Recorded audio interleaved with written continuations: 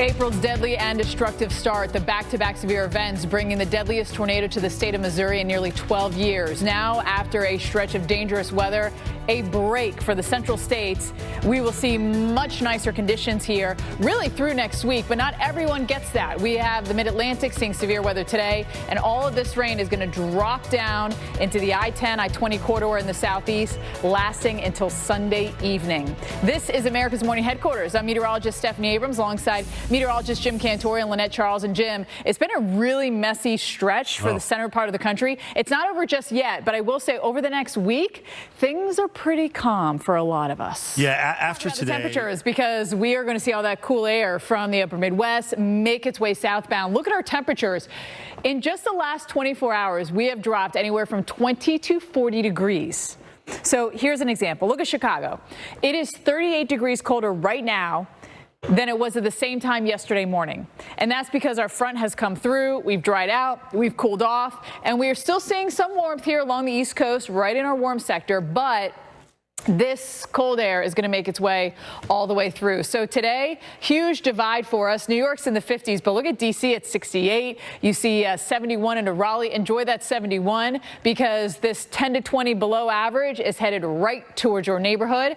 And notice today, we are in the 80s, even the 70s. New York, we're going to get to 74 degrees. So we will see some big time weather there. We could see potential records anywhere from Florida all the way on into the northeast quadrant. And then tomorrow, that heat is really going to stay into Florida because that front comes through for a lot of us, and then it hangs essentially into the southeast.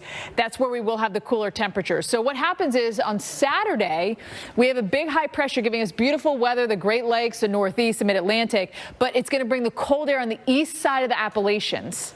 And this is what is called getting wedged in. We're going to have more details on this tomorrow. We're going to have a whole segment on it. But look at Raleigh down to Atlanta. It is colder in Raleigh and Atlanta than it is in New York because that cold air is getting pushed down on the side of the Appalachians, and that's why we'll be 10 to 20 degrees below average. Otherwise, in the northern tier early next week, we warm up very nicely for us, and we will see a lot of that warmth lasting not only through mid-April, but as we start looking towards the end of April, we will continue to see some of those above average temperatures, at least for the East Coast. So let's give you more details on our temperature story. And first, we're going to take you into Atlanta, where our average high this time of year is 71 degrees. We are above that by about 10 degrees today, about average tomorrow, but then the bottom drops off. Look at that Saturday, 50 degrees, 20 degrees below average. And then we start that slow climb up, finally getting really to average and above average as we head into our Wednesday. But remember, I was talking about all that warmth on the north side of this system.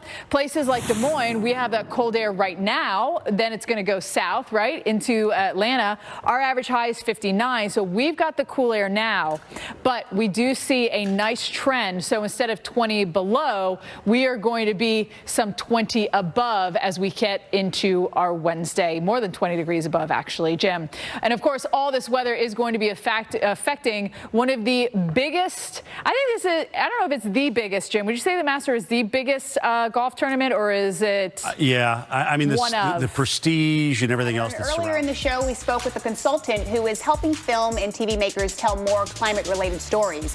And our next guest is already doing that. That's right. Joshua Dawson is a film director whose latest work focuses on a future in which climate change has ruined the world as we know it. No, don't tell me that. We're trying to fix this here. Joshua, thanks for being with us. And we want to hear a little about your film, Spa Sybarite, why you decided to make it and what it's really about.